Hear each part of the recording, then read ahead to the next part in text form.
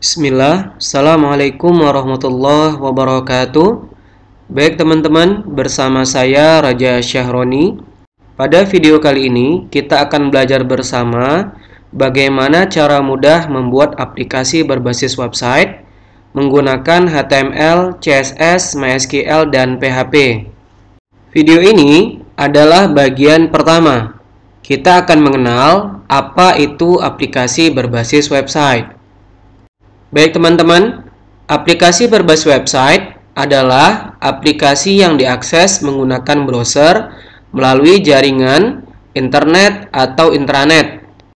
Nah, adapun tahapan dalam mempelajari pembuatan aplikasi berbasis website adalah sebagai berikut.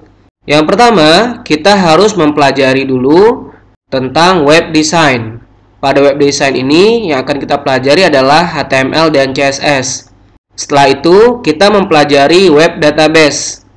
Adapun sistem database yang akan kita gunakan adalah MySQL. Yang terakhir, kita akan mempelajari web programming. Adapun bahasa pemrograman web yang kita gunakan adalah PHP.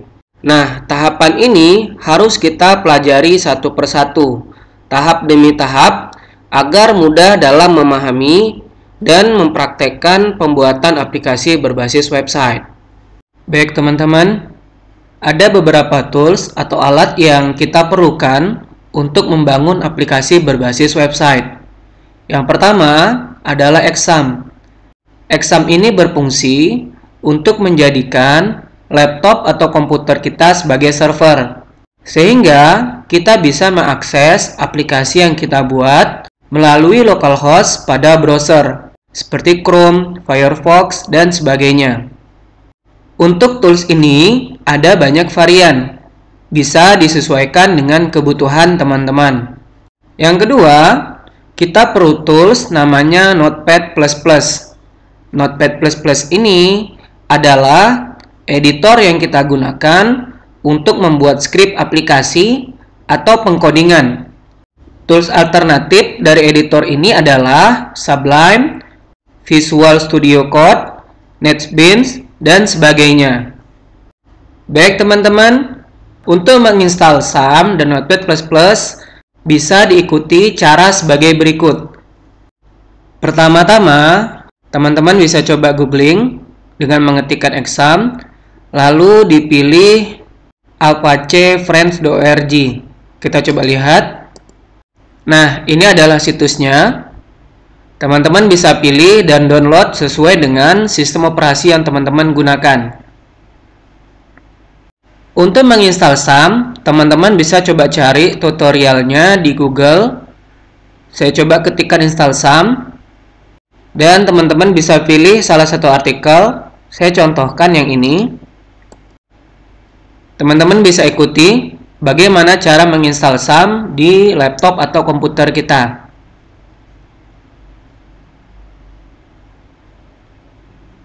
Silahkan diinstal sesuai dengan tahapan sampai selesai.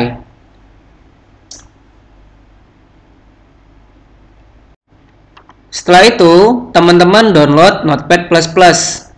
Teman-teman bisa ketik di Google Notepad++ dan pilih website dengan nama notepad++.org.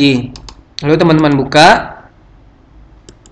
dan silahkan di-download filenya lalu diinstal.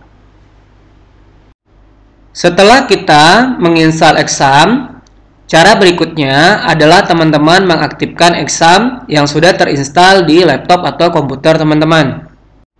Pertama-tama, teman-teman buka folder XAMPP di mana XAMPP tersebut diinstal. Di sini saya menginstalnya di drive D. Setelah itu, teman-teman lihat ada file dengan nama XAMPP control. Lalu teman-teman double klik. Setelah terbuka, tampilan seperti ini.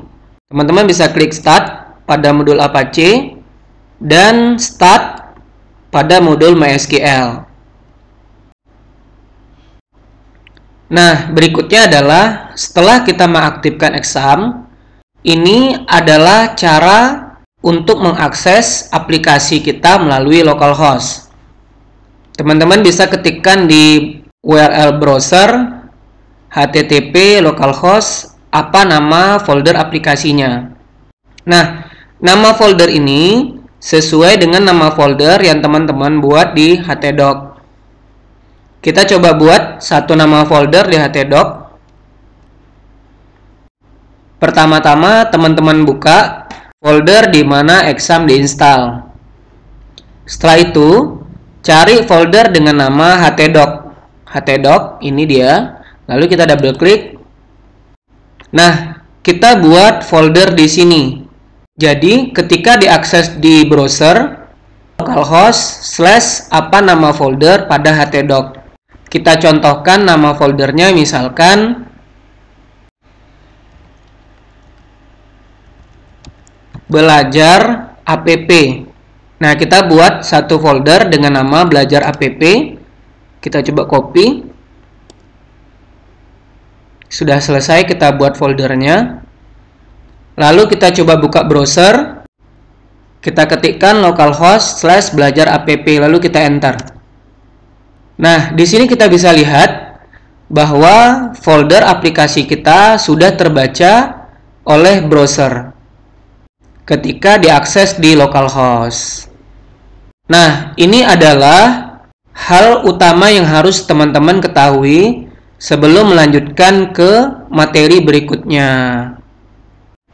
Baik teman-teman, selanjutnya sebelum kita membangun sebuah aplikasi, ada beberapa tahapan yang mesti kita ketahui agar aplikasi yang kita bangun sesuai dengan yang kita butuhkan. Yang pertama, sebelum kita membangun aplikasi, sebaiknya kita menganalisa aplikasi yang akan dibangun tersebut. Analisa ini bisa teman-teman lakukan menggunakan flowchart, DFD, UML, dan sebagainya. Setelah itu, teman-teman bisa mengkonsepkan desain tampilan, user interface, dan user experience dari aplikasi yang akan dibangun. Dan hal penting yang harus kita lakukan juga adalah mendesain database yang akan digunakan sebagai penyimpanan data pada aplikasi. Nah, desain ini teman-teman bisa menggunakan YRD. Setelah dua tahapan di atas teman-teman lakukan, barulah lakukan pengkodingan. Nah, jika tahapan ini kita lakukan dengan benar, insya Allah pengkodingan juga akan lebih mudah untuk dikerjakan. Setelah pengkodingan selesai, kita lakukan testing pada aplikasi, lalu evaluasi hasilnya, hingga kita mendapatkan hasil sesuai yang kita butuhkan. Baik teman-teman, video kali ini kita cukupkan sampai di sini. Semoga berkah dan bermanfaat. Bisa teman-teman ikuti dan praktekkan. Insyaallah kita berjumpa pada video berikutnya. Assalamualaikum warahmatullahi wabarakatuh. Halo guys.